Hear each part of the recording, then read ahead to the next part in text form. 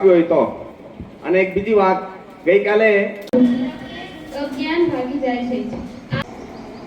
જે મા બાપે સંતાનના ઉજ્જવળ ભવિષ્ય માટે આખી જિંદગી ખર્ચી નાખી, આજે એ જ સંતાનો પાસે મા બાપ જેમના આશીર્વાદથી આ આખું ઘર વળગાય છે, એ જ ઘરના વડલા આજે આશ્રમમાં કરમાય છે। જિંદગી લોહી રેડીને ઘર બનાવ્યું, એ જ મા બાપા માટે આજે ઘર ખોવાયું કે વડીલોના હેત કરતા કરિયર મોટું દેખાયું।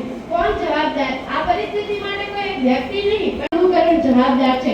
વહુ દીકરાને વડીલ કરી છે, વડીલોએ ઘરની મોભી છે, વડીલોએ ઘરની મોભી છે, અનુભવનો ખજાનો છે। એમના વગર ઘર નથી, માત્ર ચાર દિવાલોનું મકાન છે।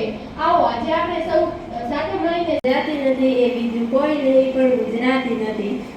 ગુજરાતી હોવાનો મને ગર્વ છે, મારી ભાષા મારી સંસ્કૃતિનું ગુજરાતી નથી એ બીજું કોઈ નહીં, પણ ગુજરાતી નથી। ગુજરાતી હોવાનો મને ગર્વ છે, મારી ભાષા મારી સંસ્કૃતિનું કરીશ। આપ સૌ ધ્યાનથી સાંભળજો। વાત જેને પરિવારનું ગૌરવ અને દેશનું ભવિષ્ય છે। દીકરી ભગવાનની સૌથી સુંદર ભેટ છે। આજની નારીએ સાબિત કર્યું છે કે તે પુરુષોથી ક્યાંય પાછળ નથી। પાંખો નથી તો આકાશમાં આંબી શકે છે, કોઈ હથિયાર નથી તો સંકટો સામે જીતેલું આ સત્ય આજે પણ એટલું જ પ્રાસંગિક છે।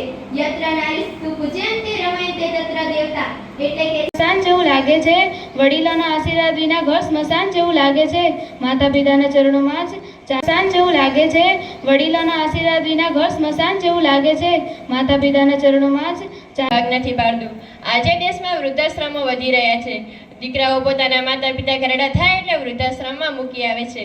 અંબાની પાંખો એની પાસે છે, જગતમાં ક્રાંતિ લાવવાની તાકાત નારી શક્તિ પાસે છે।